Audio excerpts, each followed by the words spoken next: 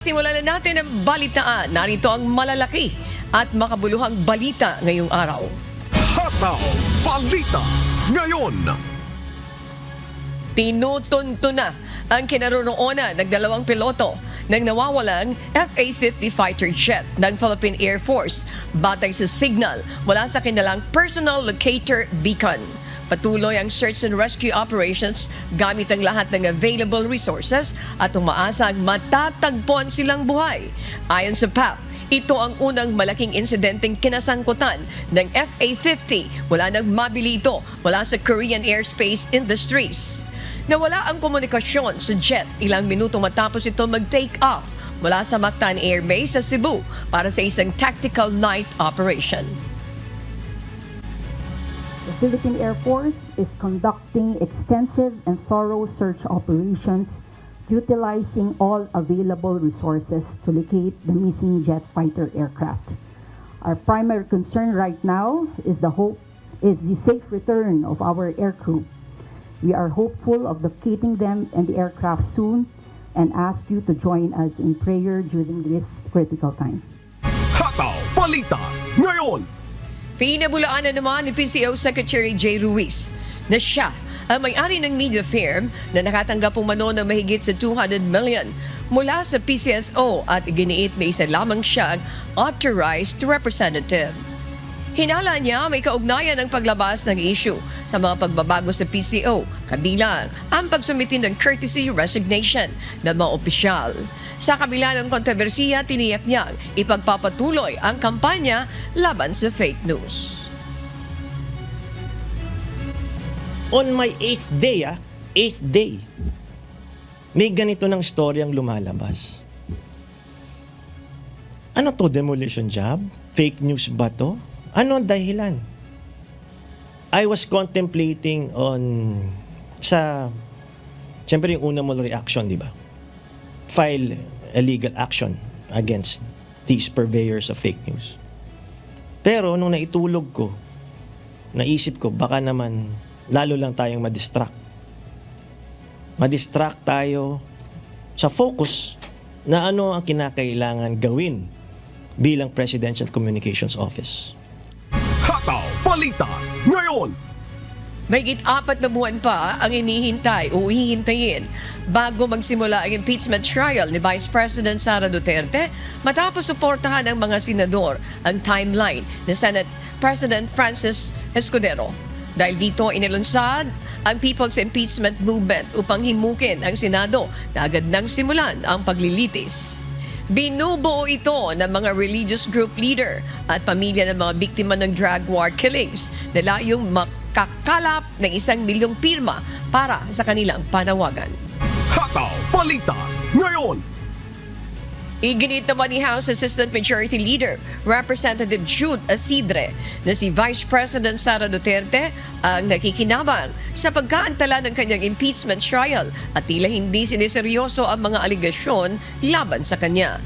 Dagdag naman ni Representative Pami Zamora, posibleng may iba pang interes na pinoprotektahan ng mga senador, lalo na ang mga naghahanda para sa kanilang re-election.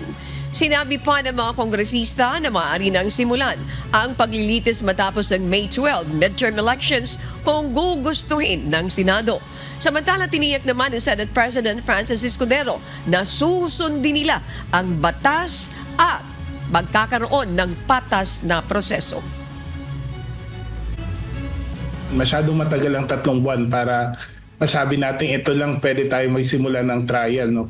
Pwede hong after election at hindi naman hong kailangan sumunod sa legislative calendar na mag-e-end po. Kung sisimulan rin lang nila sa after ng election ay dapat tuloy-tuloy na at hindi na paabutin hanggang dun sa Hunyo, no? Hataw Balita ngayon. Binatikos ni Senator Risa Hontiveros ang Bureau of Immigration matapos nitong amining wala pa rin silang impormasyon kung paano nakatakas sa bansa sina Alice Goo at mga kapatid nito. Binigyan ng senadora ng 15 araw ang ahensya upang magsumiti ng ulat at binalaan na magre-rekomenda ng revamp o balansahan kung wala itong mabibigay na sapat na sagot. Ano man sa National Intelligence o ayon naman sa National Intelligence Coordinating Agency o NICA, posibleng dumaan sa southern backdoor ng Pilipinas patungong Malaysia ang mga guo upang makatakas. To Commissioner Viado of the Bureau of Immigration, with all due respect, please consider this an ultimatum. If no satisfactory answers on these matters are provided by the BI within 15 days, as designated chair of this subcommittee of the Committee on Justice, I will call for a revamp of the BI in the committee report of this subcommittee. Hataw Balita ngayon.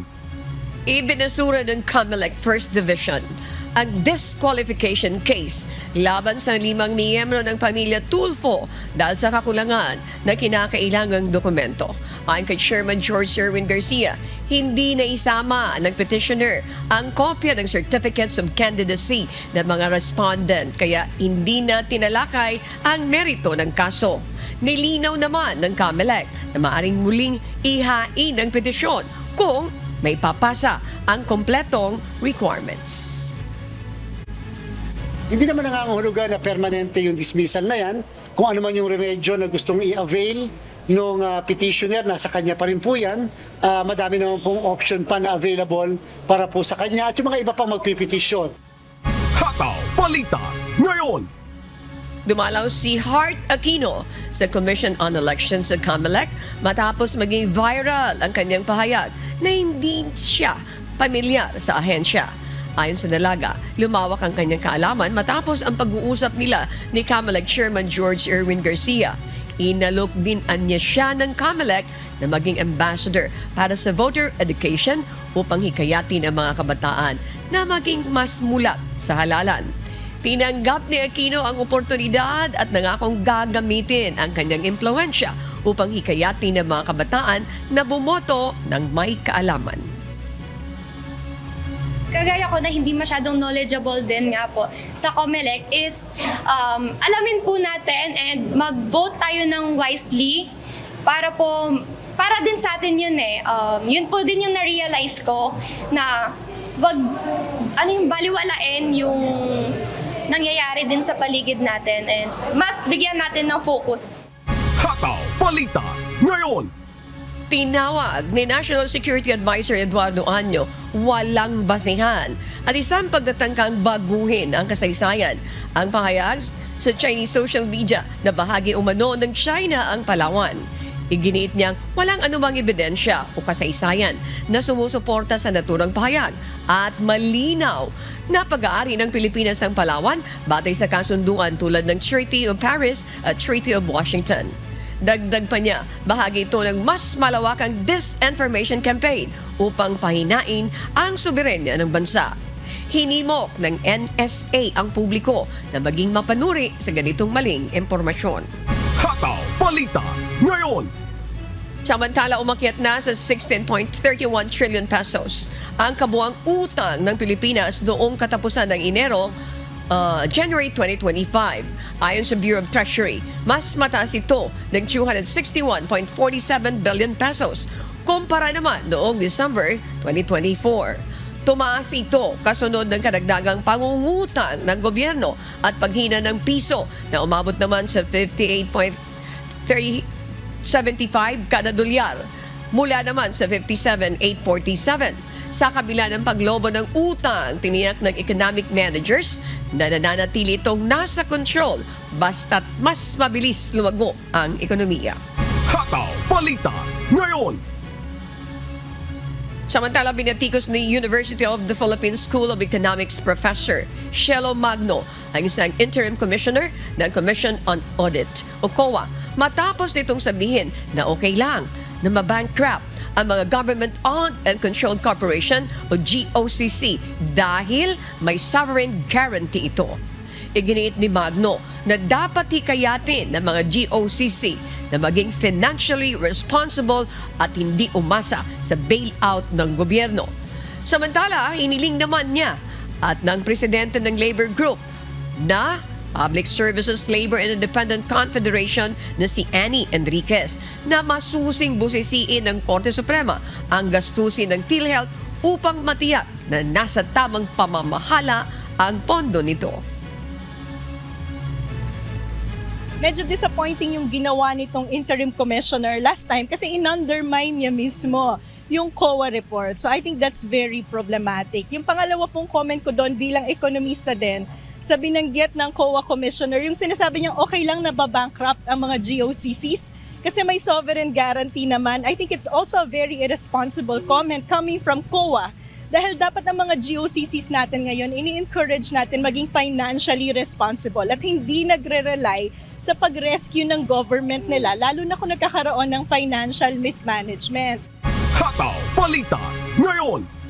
Pinalitan ng Armed Forces of the Philippines si Major General Jesus Nelson Morales bilang pinuno ng Presidential Security Command at itinilaga si Brigadier General Peter Borgonio bilang pansamantalang commander. Ayon sa isang military document, ang pagkakaalis kay Morales sa posisyon ay epektibo kahapon, March 4, kasabay ng pagkakatalaga kay Borgonio. Sinusuri naman ng COMELEC kung may exemption sa ban ang paglilipat ng tauhan kaugnay ng pagbabago sa PSC leadership. Hataw Balita ngayon. Iginit ng PNP na totoong na-rescue ng mga otoridad ang estudyanteng dinukot sa Taguig noong February 20 batay sa pahayag ni DILG Secretary Janvic Rimulya. Ayon kay PNP spokesperson, Police Brigadier General Jean Fajardo, walang ransom na ibinayad at iniwan lamang ang bata bago siya nasagip. Gayunpaman, patuloy pa rin ang investigasyon ng CIDG matapos lumutang ang mga katanungan tungkol sa operasyon. We are just making sure na wala nga pong na-violate na any rules or policy yung mga nag-operate po. That's why the Chief PNP ordered for investigation po. But we will stand by the statement made by our SILG that it was a rescue operation and no ransom was paid. Hataw Balita ngayon. Tiniyak ng National Food Authority o NFA Administrator Larry Lacson na maayos pa rin ang kalidad ng kanilang rice buffer stocks sa kabila ng mainit na panahon. Gayunpaman, mabagal pa rin ang distribution ng murang bigas sa mga lokal na pamahalaan dahil sa mga isyu ng pondo at proseso ng resolusyon. Sa ngayon, tinatayang nasa 70 na local government units pa lamang ang aktibong nakikipag-ugnayan para sa distribution ng bigas. Nananawagan ang ahensya sa mga lokal na pamahalaan na makipagtulungan upang mapabilis ang pagbebenta ng NFA rice sa publiko. Well, sa NFA, meron tayong sistema on how to maintain our buffer stocks. No? On a regular basis, monthly basis, tinetest natin yan sa laboratorio. And at the first sign na meron itong mga infestation or problema, kinukure na agad natin yan. No? Hataw Balita ngayon. Ipinatutupad na sa San Juan City ang adjusted class schedule kung saan binabawasan ng 4 na oras ang mga klase upang maprotektahan ang mga mag-aaral mula sa matinding init. Ayon kay Principal Lucila Galang Artuyo, mas epektibo ito kaysa online classes dahil hindi lahat ng estudyante ay may sapat na gadget at internet. Pabor din ang mga magulang sa pinaikling klase dahil mas natututukan umano ng mga bata ang kanilang pag-aaral sa paaralan. Para po naman sa akin po, sa ano ko, okay lang naman po na face-to-face kasi magkakasama po sila magkaklase. Pag online kasi, pwedeng naglalaro lang yung bata, hindi masyado nakikinig sa teacher. Kahit na maiksi, at least magkakasama po sila magkaklase. Tutok na tutok po sila sa teacher po nila. Hataw Balita ngayon. Ilang lugar pa sa bansa ang nagsuspindi ng pasok sa paaralan ngayong araw, March 5, dahil sa inaasang matinding init ng panahon.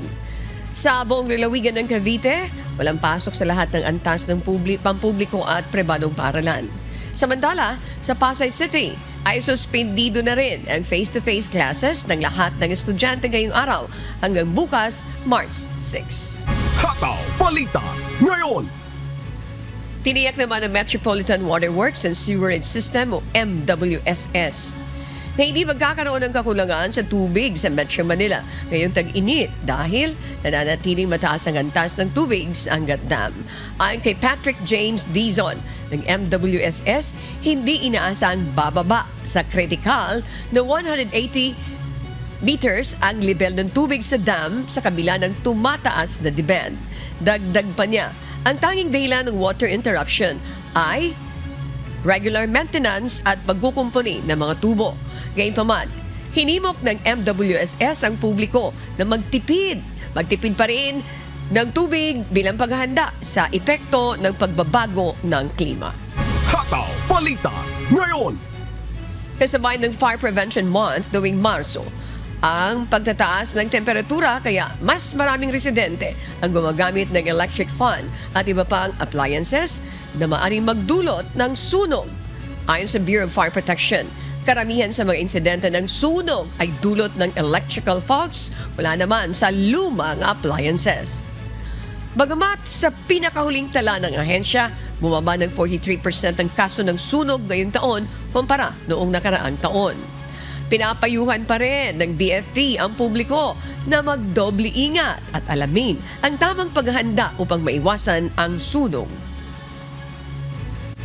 Siguraduhin po natin na kung ito ay may kalumaan na at medyo may sira ng bahagya, ang suggestion po, bumili na lang po tayo ng bago.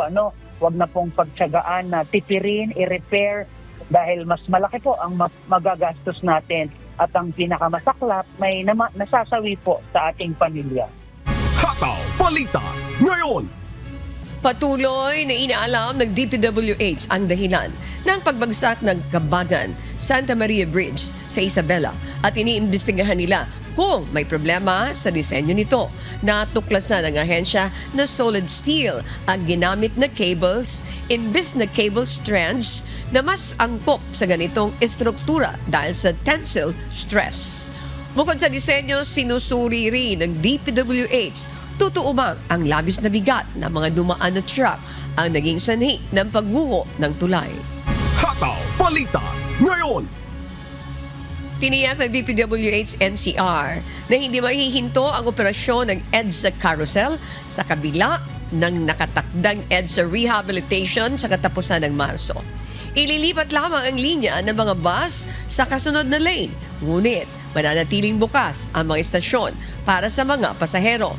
Ang rehabilitation ay sasagawa ng 24/7 simula sa northbound portion mula Quezon City hanggang Monumento. Kasama sa proyekto ang pothole, patching, asphalt, overlay at drainage repair upang mapanatili ang tibay ng kalsada. Hataw Balita ngayon. Inaasahan na ang patuloy na pagtaas ng heat index sa maraming lugar dahil sa pagpasok ng tag-init. At kalinsabay nito ang ilang sakit gaya ng heat stroke at dehydration. Ano nga ba ang mga dapat gawin upang maiwasan ang mga ito? Ito ang humahataw na balita ni Lizelle Nael. Hataw Balita ngayon. 46 po kasi ang heat index. Opo, sobrang ramdam na. Mapapatubig ka na. Sobrang init mo. Matinding init. Ito ang naranasan ng ating mga kababayan, partikular na sa Metro Manila at Pampanga, kung saan pumalo sa 46 degrees Celsius ang heat index. Nasa 45 degrees Celsius naman ang naramdamang init sa Nueva Ecija. Bunsod nito, nagpaalala ang kagawaran ng kalusugan laban sa mga sakit na may kaugnayan sa mataas na heat index. Ang sobrang mainit na panahon ay maaaring mauwi sa heat cramps o pamumulikat dahil sa init at heat exhaustion o pagkahapo. Ilan sa mga sintomas nito ay pagkapagod, pagkahilo, sakit ng ulo at pagsusuka. Ang matagal na pagkakalantad sa init ay nagpapataas ang posibilidad ng heat stroke na maaaring ikamatay kung hindi maagapan. Ano-ano nga ba ang dapat gawing paunang lunas sa may sintomas ng ganitong sakit? Ilipat ang tao sa isang malilim at malamig na lugar at ayusin ang ventilasyon. Kung ang pasyente ay may malay, hikayating uminom ng tubig o oral rehydration solution. Kung walang malay ay pahigain ang pasyente. I-check ang airway, breathing at circulation. Kung maayos ang paghinga at circulation, i-elevate ang paa nito. Dapat tiyaking nahahanginan ng pasyente, kaya mas maigi na ito ay paypayan. Maglagay ng ice pack, malamig na tubig o malamig na basang tela sa balat, lalo na sa leeg, kilikili at singit. Makipag-ugnayan sa emergency services o dalhin kaagad ang pasyente sa ospital. Pinapayuhan ang mamamayan na regular na subaybayan ang mga ulat mula sa Pag-asa. Gumawa ng mga hakbang sa pag-iwas laban sa mga sakit na ito, kabilang ang pag-inom ng maraming tubig, pag-iwas sa iced tea, soda, kape o mga inuming may alkohol. Iwasang lumantad sa init sa pagitan ng alas 10 ng umaga hanggang alas 4 ng hapon. Gumamit ng proteksyon sa araw tulad ng mga sombrero, payong at sunblock, at magsuot ng maluwag na damit. Lizel Nael, humahataw sa balita ngayon. Hataw Balita Ngayon. At para naman po sa mga balita sa iba't ibang panig ng mundo, narito ang ating global correspondent na si Sunny Cos, wala naman sa Florida, USA.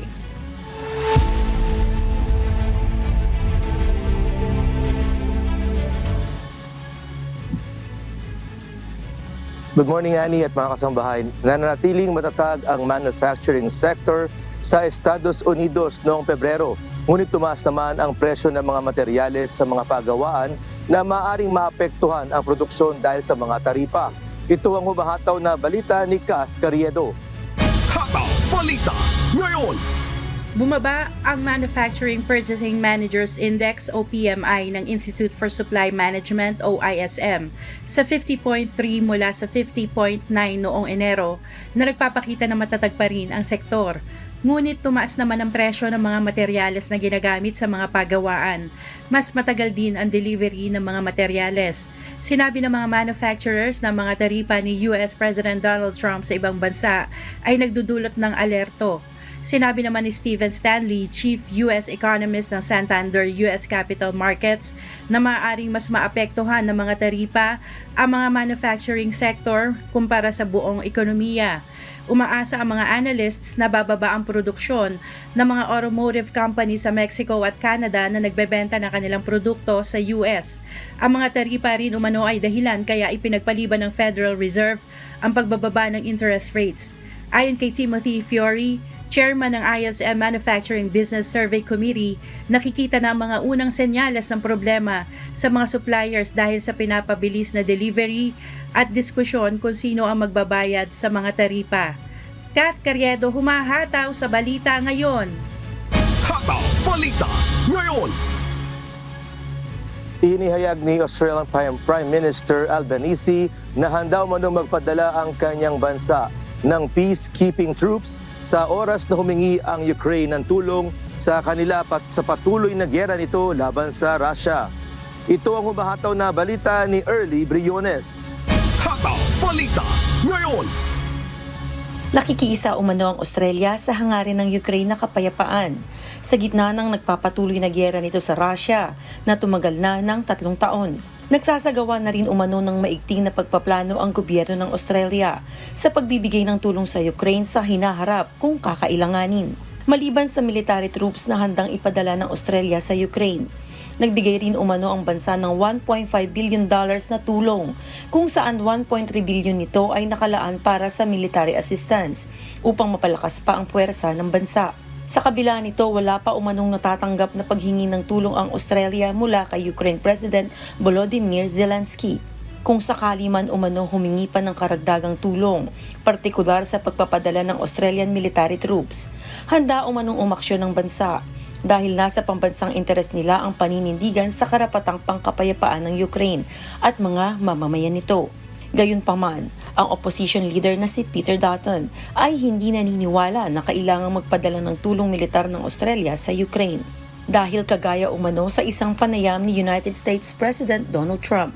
Naniniwala siya na bilang kaalyansa ng North Atlantic Treaty Organization o NATO ang Europe, nasa responsibilidad at karapatan umano nila na magbigay ng tulong sa Ukraine laban sa giyera sa Russia. Nagpasalamat naman si President Zelensky sa suporta na ibinibigay ng US at Australia. Early Briones, humahataw sa balita ngayon. Hataw Balita ngayon. Kinumpirma ni United States President Donald Trump na tuloy ang 25% tariff na ipapataw sa Mexico at Canada. Bumagsak naman ang stock market ng bansa dahil sa pangyayari. Mula sa Toronto, Canada, may humahataw na balita. Si Orlin Quijano live. Hataw Balita ngayon. Magandang hapon dyan sa inyo, Orlin. I-update mo nga kami, kailan ba nakatakdang magsimula itong kinumpirmang taripa ni Trump?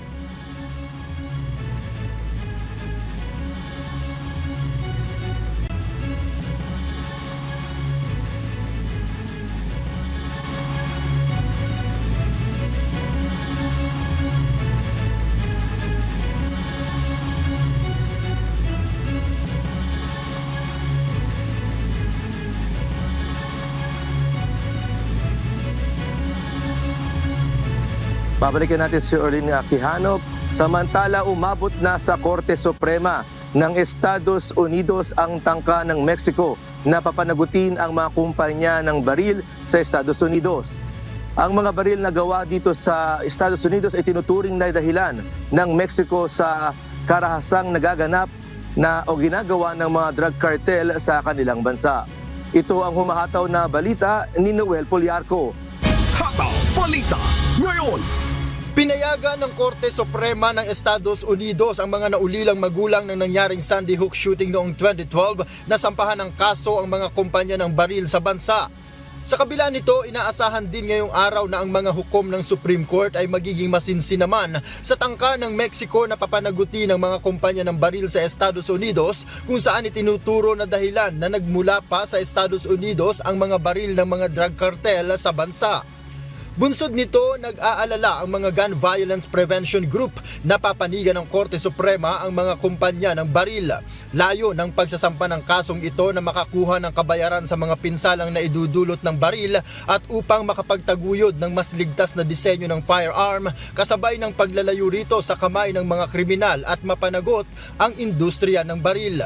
Ayon naman sa mga gun rights group sa Estados Unidos, gusto lamang pabagsakin ng Mexico ang American firearm industry kasabay ng pagsira nito sa Second Amendment. Dagdag pa ng National Rifle Association, kontrolado ng Mexico ang karapatan ng mamamayan nito sa pagkakaroon ng baril na mayroon lamang isang tindahan ng baril at kailangan muna ng universal background check bago makakuha nito. Kaya naman hindi lalagpasan 50 ang nabibigyan ng lisensya ng baril sa bansa. Noel Poliarco, humahataw sa balita ngayon. Hataw Balita ngayon. Samantala, balikan natin si Orlin Quijano ukol sa kanyang ulat ukol sa pagkumpirma ni United States President Donald Trump na tuloy ang 25% tariff na ipapataw sa Mexico at Canada. Kaya mula sa Toronto, Canada, may humahataw na balita si Orlin Quijano live. Hataw Balita ngayon. Yan, magandang hapon sa inyo, Orlin. Update mo nga kami kailan ba dapat nakatakdang magsimula itong kinumpirmang taripa ni Donald Trump. Good afternoon, Sunny. Unang plinano ni United States President Donald Trump na ipataw ang mga taripa noong Pebrero dahil nagkasundo ang mga bansa ukol sa border control. Nais kasi ng Pangulo na tumulong ang Canada at Mexico sa pagpigil ng pagpasok ng mga migrante at drugs sa US. Ngunit wala na umanong panahong makipagnegosasyon pa kaya nagdesisyon si President Trump na ipatupad na ang taripa simula nitong Martes. Dagdag ni US President, magkakaroon ng karagdagang 10% tariff sa mga produktong galing sa China mula sa nauna ng 10% noong nakaraang buwan. Ayon kay Mexican President Claudia Sheinbaum, handa ang kanyang bansa sa anumang desisyong gawin ng US. Iginiit naman ni Canadian Foreign Minister Melanie Joly na maglalagay ng countermeasures ang Canada sa imported goods ng US na nagkakahalaga ng $106 billion. Bumagsak naman ang US stock markets dahil sa naging pahayag ni President Trump. Bumaba ng $1.4 ang Dow Jones Industrial Average, 1.75% sa S&P 500 at 2.6% naman sa Nasdaq. Hinimok naman ng Commerce Ministry ng China na bawiin ng US ang taripa. Anila, mapipilitan din silang gumanti sa mga bagong taripa at hindi sila papayag na masisi ang Beijing sa problema ng US sa fentanyl. Balik sa'yo, Sunny. Early na kanina nakita natin na nagpahayag si Canadian Prime Minister Justin Trudeau ng agarang pagsisimula rin ng ganting taripa sa US ngayong araw na ito. Paki-update mo nga rin kami, ano ba magiging plano ni President Trump sa maaaring mga maging epekto kagaya ng pagtaas ng mga presyo sa dahil dito sa taripa sa US, Orlin?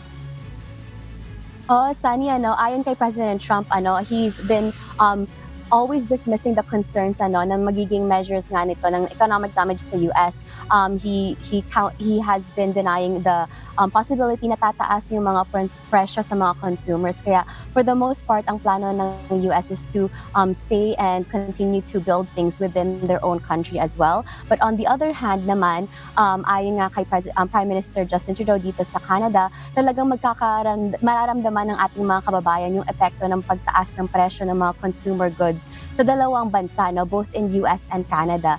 Kaya talagang inaabangan ng ating mga kababayan kung ano ang magiging instant reaction and effect ng mga tariffs na ito, because there will be a burden. Ayon nga din sa Ontario Premier dito kay Doug Ford, there will definitely be a burden felt by the citizens, especially here as well in high cost of living areas such as Toronto dito sa Canada. Sunny. Nakakalungkot na balita ito dahil dito lang sa amin sa US, from $2 a dozen ng itlog, ngayon ay around $8 to $9 na. Or sana maayos ng mabilisan ito. Kaya brace ourselves na patuloy na tataas ang mga presyo. Salamat, Orlin Quijano, mula naman dyan sa Toronto, Canada. Hataw Balita ngayon. Nagbabanta ang hindi pangkaraniwang malakas na March storm sa US na maaaring magresulta sa blizzard, tornado at mga wildfires. Ito ang umahataw na balita ni Abby Valdez. Hataw Balita ngayon. Hindi pangkaraniwang malakas sa bagyo ang maglalakbay ngayong Marso sa buong United States na magiging unang pagsubok sa National Oceanic Atmospheric Administration at National Weather Service matapos ma-layoff ang humigit kumulang sa 800 empleyado. Nabuo ang bagyo sa Rockies noong Lunes, ngunit inaasahang lalakas at lalawak pa ito sa Central US bago dumaan sa silangang bahagi ng bansa sa parating na mga araw. Pinaghanda ni Texas Governor Greg Abbott ang mga state emergency personnel dahil sa posibilidad na magkaroon ng critical fire risk at matitinding bagyo, kaya naka-standby ang ilang ahensya ng estado. Magkakaroon din ng banta ng tornado lalo na sa mga bahagi kung saan level 3 of 5 risk of severe thunderstorms ang sumasakla sa Louisiana, Arkansas at Mississippi, at may banta rin na malalakas sa bagyo sa Dallas-Fort Worth Metroplex. Inaasahang tatama ang bagyo sa East Coast sa Miyerkules US time, kung saan mahigit sa 20 milyong tao mula Georgia hanggang Pennsylvania at New Jersey ang mapasa sa ilalim sa level 2 of 5 risk ng severe thunderstorms, subalit karamihan ng pagulan ay matatapos sa Huwebes. Abby Valdez, humahataw sa Balita Ngayon. Hataw Balita ngayon. At yan po ang mga balita mula sa iba't ibang panig ng mundo. Mula rito sa Florida, USA, ako si Sunny Cos. Magandang araw. Hataw Balita ngayon. Maraming salamat, Sunny Cos.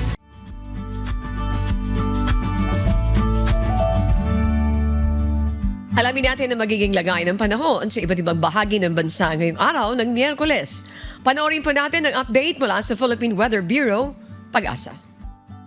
Isang magandang umaga po sa ating lahat. Narito ang latest na weather update ngayong araw ng Wednesday, March 5, 2025. Sa kasalukuyan po ay patuloy pa rin ang pag-iral ng easterlies. Ito po yung mainit at maalinsang hangin na nanggagaling sa karagatang Pasipiko at nakaka-apekto po siya sa buong bansa. Although kung makikita po natin dito sa ating latest na satellite animation, ay mamamataan pa rin po natin itong mga kumpul na kaulapan more on dito po sa may southern portion ng Mindanao. So dahil po sa epekto ng easterlies, maaring maranasan pa rin yung mga pag-ulan sa katimugang bahagi ng Mindanao area. Meanwhile, patuloy pa rin po ang maaliwalas at mainit na panahon ngayong araw sa nalalabing bahagi ng ating bansa. Kung may mga pag-ulan man, ay mga panandalian lamang po ito ng mga thunderstorms na mas madalas nararanasan sa hapon o sa gabi. Wala din po tayong binabantayan na low pressure area o bagyo sa loob at labas ng ating Philippine Air Responsibility at sa mga susunod na araw ay inaasahan po natin na unti-unti po ulit magpaparamdam itong northeast monsoon o hanging amihan, ngunit inaasahan po natin na makakaapekto lamang po siya dito sa may bahagi ng northern Luzon. So magpapatuloy pa rin yung mainit na panahon sa nalalabing bahagi ng ating bansa na may mga posibilidad ng mga isolated thunderstorms pagdating sa hapon o sa gabi. Para naman po sa kalagayan ng ating karagatan, wala pa rin po tayong gale warning or babala sa matataas na mga pag-alon, kaya malaya pa rin makakapalaot ang mga kababayan natin na may mga maliit na sakyang pandagat. Although asahan pa rin po natin ang moderate to rough or katamtaman hanggang sa maalon na karagatan sa may silangang dagat baybayin ng Visayas at Mindanao. Maaaring maranasan pa rin ang moderate to rough seas dyan po sa nasabing areas. Sunrise po natin ngayong araw ay 6:11 a.m. at sunset naman ay 6:05 p.m. Para sa karagdagang impormasyon, bisitahin lamang po ang aming social media accounts at ang aming website pag-asa.dost.gov.ph.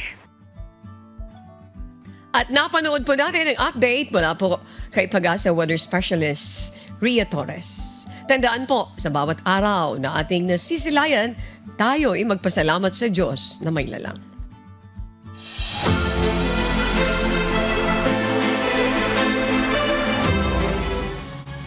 Umakyat na sa 360 dengue cases ang naitala sa Jose B. Lingad Memorial General Hospital sa San Fernando, Pampanga.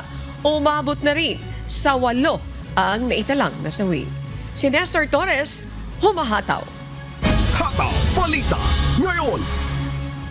3 sa anak ni Aling Nikki Naordin ang tinamaan ng dengue. Nakalabas na sa ospital ang 2, ngunit ang bunso nananatili pa rin sa Jose B. Lingad Memorial Hospital na kritikal dahil sa dengue.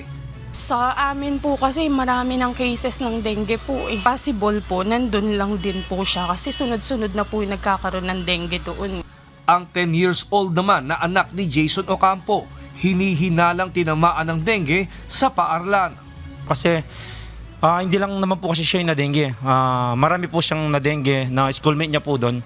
Actually kasi may grade 2 pong na-dengue din. Ayun, nabalita po na namatay daw po yung bata. Kinabahan na po talaga kasi yung sakit po na dengue, di po biro talaga yun eh. Biglaan ang pagtaas ngayon ng kaso ng dengue na na-admit sa JBL. Ayon kay Dr. Walter Rivera, chairperson ng Epidemiology Surveillance Unit ng JBL Hospital. Nangunguna sa pagtaas ng kaso ang Pampanga at Bulacan. As of January 1 to February 28, tumaas ng 507% ang dengue patients sa JBL. For yung total cases namin last year for 2024 sa buong taon na to we had 1,153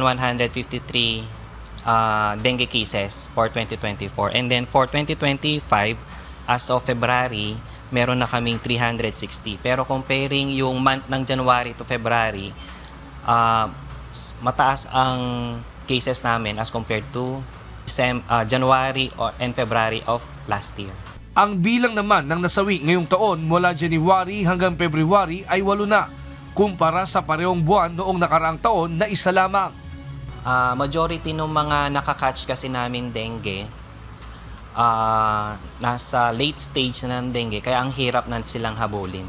Samantala, karamihan naman ng mga pasyente sa JBL Hospital ay mga edad 10 to 20 years old. Malaking tulong naman sa mga pasyente ang nasabing hospital, lalo't air-conditioned room at may 9-bed capacity para sa pedya. Bukod pa ang para sa severe cases na mga air-conditioning room. Wala ring halos gastos dahil libre ang pasyente sa ospital. Dahil sa pagtaas ng kaso ng dengue, pinaigting ng Department of Health ang pagpapaalala nito sa publiko na laging linisin ang mga lugar na maaaring pamugaran ng mga lamok. Payo rin ng DOH na agad kumonsulta sa doktor kung makita ang mga sintomas ng pagkakaroon ng nasabing sakit. Nestor Torres, humahataw sa balita ngayon. Hataw Balita ngayon. Nagkansila naman ang pasok sa lahat ng opisina at paaralan sa Davao del Sur kasunod na nangyari 5.4 magnitude na lindol kahapon. Si Alan Manansala, humahataw. Hataw Balita ngayon. Niyanig ng magnitude 5.4 na lindol ang ilang bahagi ng Mindanao bandang alas 9:42 ng umaga kahapon, March 4. Naramdaman ang pinakamalakas na pagyanig o intensity 5 sa Matanao at Magsaysay. Nauna nang nagkansila ang bayan ng Magsaysay, Davao del Sur kung saan naranasan ang pinakamalakas na paggalaw ng lupa para sa gagawing assessment sa pinsalang dulot nito. Sa Cotabato agad na nagsagawa ng evacuation procedures ang Hilmanalo National High School, Matalam National High School, Ferres National High School at Kidapawan City National High School para sa kaligtasan ng mag-aaral matapos maranasan ang paggalaw ng lupa. Agad ding nagsuspindi ng klase ang University of Southern Mindanao dahil sa pangyayari. Sa video na kuha ni RJ Family TV, makikita ang isang estudyante ng Kidapawan National High School ang tila nawala ng malay dahil sa lindol. Ganito rin ang naging senaryo sa San Pablo National High School. Pagkatapos ng pagyanig, agad na isinagawa ang paglikas at inspeksyon sa mga gusali. Base sa bulletin ng Philippine Institute of Volcanology and Seismology o PHIVOLCS, maliban sa Matanao at Magsaysay, naramdaman ang pag-uga ng lupa sa Kidapawan City, Cotabato, Malongon, Sarangani, Tampakan at Tupi, South Cotabato ang intensity 4. Intensity 3 sa Magped, Cotabato, Davao City, Davao del Sur, General Santos City, Banga, South Cotabato at President Quirino at Colombio sa Sultan Kudarat. Intensity 2 sa Pikit, Cotabato, Jose Abad Santos sa Davao Occidental, Kiamba, Sarangani, Suralya, Norala, Santo Niño at Tibuli, South Cotabato, Lambayong at Isulan, Sultan Kudarat, habang nasa intensity 1 sa Don Marcelino, Davao Occidental, Nabunturan, Davao de Oro, Lake Cebu, South Cotabato, Esperanza at Bagong Bayan, Sultan Kudarat. Alan Manansala, humahataw sa balita ngayon.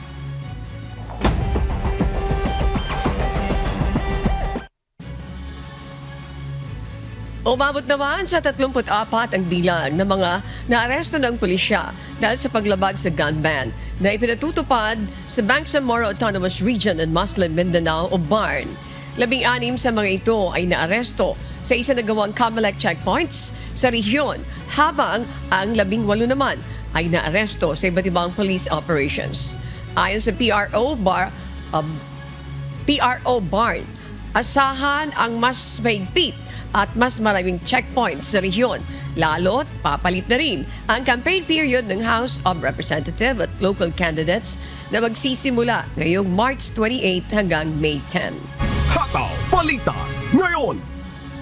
Arestado ang isang lalaki na kasama sa regional target list ng PDEA-PNP sa isinagawang buy-bust operation ng PDEA Region 7 Regional Special Enforcement Team sa Sitio Nga, Barangay Lahog, Cebu City kagabi. Katuwang sa naging operasyon ang PNP Drug Enforcement Unit, Special Operation Unit at Cebu City Police Office Station 4. Kinilala ang suspect sa alias na Dante, 44 na taong gulang, walang trabaho at mula sa nasabing barangay. Nakumpiska ng motoridad ang 7 packs ng hinihinalang shabu na nasa 60 grams at may tinatayang street value na 408,000 pesos. Mayroon din buy-bust money na nakumpiska. Ayon sa PDEA 7, nasa 100 grams ng shabu ang nadidispose ng suspect bawat linggo.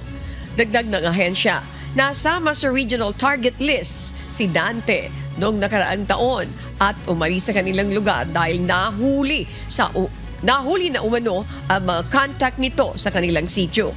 Kasong paglabag sa Sections 5 at 10 ng Republic Act 9165 ang haharapin ng suspect na pansamantalang nasa PDEA 7 Detention Facility. Hataw Balita ngayon. Umabot naman sa 17 ng mga lisensyadong armas ang napasakamay ng 40th Infantry Battalion sa North Cotabato kahapon, March 4. Kusang isinuko ang mga ito ng mga residente mula sa bayan ng Carmen, Kapalawan, Matalam, Pikit at Tugunan.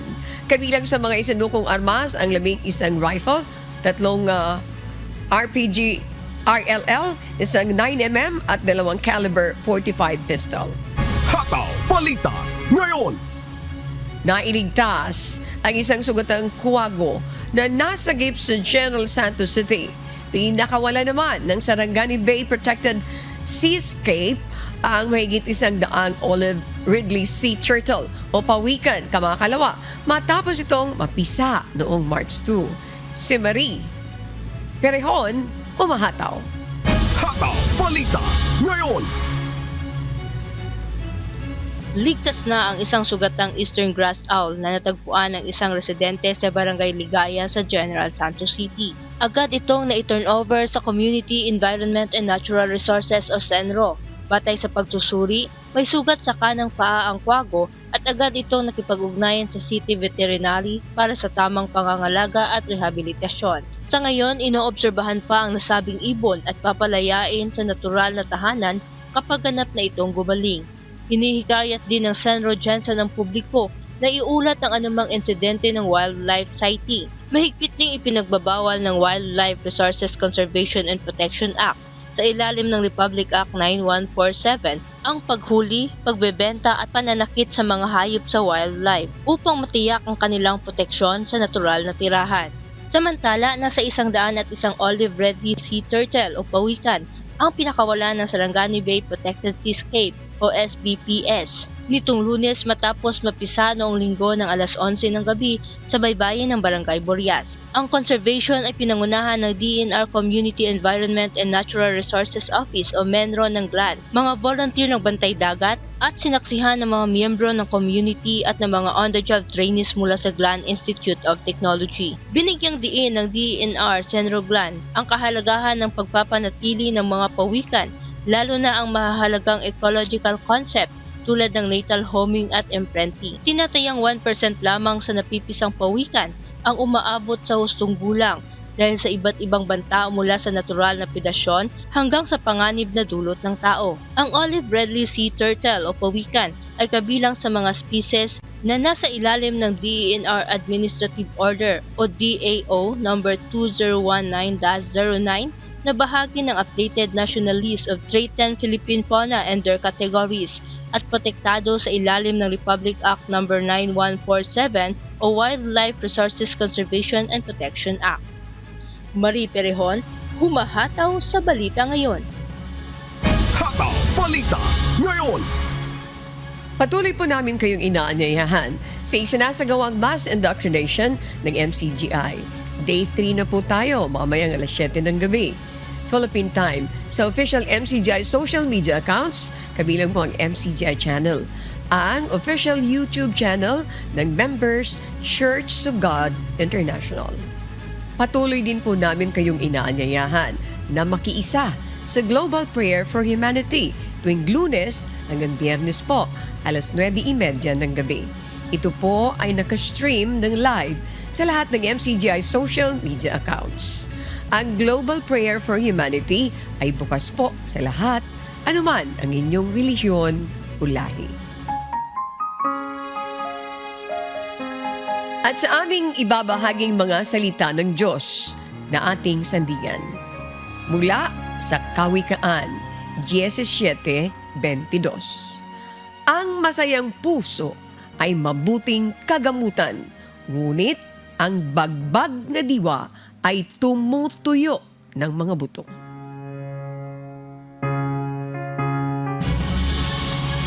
At yan po ang mga humahataw na balita ngayong umaga ng Miyerkules, 5 sa buwan ng Marso 2025.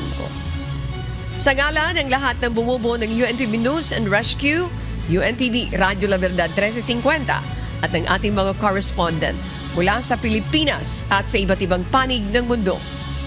Ako po si Annie Rentoy, sa ngalan ni amigo Sherwin Colobong at dito po sa UNTV at UNTV Radyo La Verdad 1350, Diyos ang aming sandigan, serbisyo publiko ang aming pinahalagahan. Susunod na po ang Good Morning Kuya. Salamat sa Diyos at magandang umaga.